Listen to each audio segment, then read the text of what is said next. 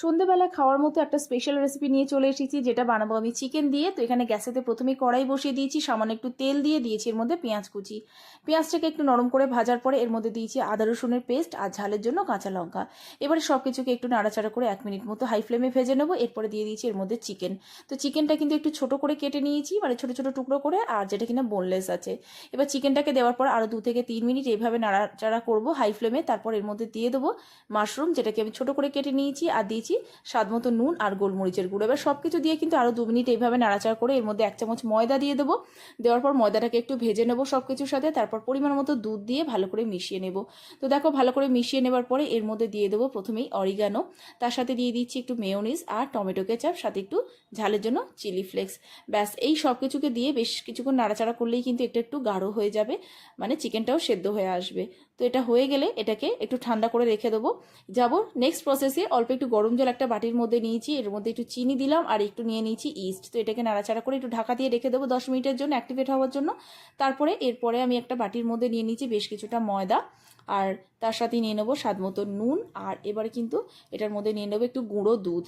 তো 10 টাকার যে প্যাকেটগুলো হয় সেখান থেকে একটু নিয়ে নিলাম, আর তারপর ভালো করে একটু মিশিয়ে নিয়ে এই যে ইস্টের যে জলটা বানিয়েছিলাম সেটাই দিয়ে দিলাম। দেওয়ার পর ভালো করে মিশিয়ে নিচ্ছি। অল্প অল্প করে একটু তেল দেবো এটার মধ্যে, দেওয়ার পরে ভালো করে এটাকে মাখিয়ে নেবো।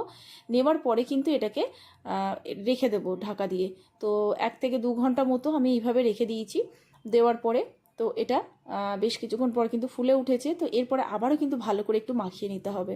তো বেশ কিছুক্ষণ আবারও মাখিয়ে নিচ্ছি। তো মাঝে আমি এর মধ্যে দিয়ে দিলাম দেখো বাটার, বেশ কিছুটা বাটার দিয়ে এটাকে ভালো করে আমি মেখে নিচ্ছি।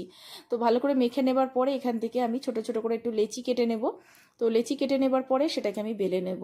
তো এইভাবে আমি ছুরি দিয়ে প্রথমে লেচিগুলো সমান করে কেটে নিচ্ছি, তারপরে দেখো বেলে নিচ্ছি। এইভাবে নেওয়ার পরে নিচের দিকটাতে একটু ছুরি দিয়ে এইভাবে কেটে ডিজাইন করছি, আর ওপরের দিকটা যে চিকেনের আর মাশরুমের যে পুরটা বানিয়েছিলাম সেটা দেওয়ার পর ওপরের পোর্শনটা এইভাবে ফোল্ড করে দিয়ে নিচের পোর্শনটাও কিন্তু উপর দিয়ে ফোল্ড করে দেবো। তো ব্যাস এটা তৈরি হয়ে গেছে।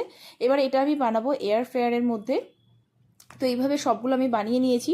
এবার এয়ার ফ্রায়ারের মধ্যে উপর থেকে একটু আমি বাটার গ্রিস করে দিয়েছি। দেওয়ার পরে দেখো এই সবগুলোকে রেখে এখানে আমি 3টে করে ভেজে নেব।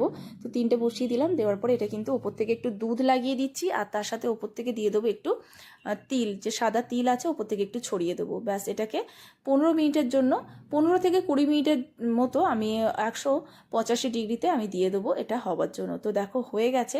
ব্যাস এটা খাওয়ার জন্য একদম রেডি। তো রেসিপিটা কেমন লাগলো জানিও, আর ভালো লাগলে কিন্তু অবশ্যই সঙ্গে থেকো। দেখা হবে নতুন ভিডিওর সাথে।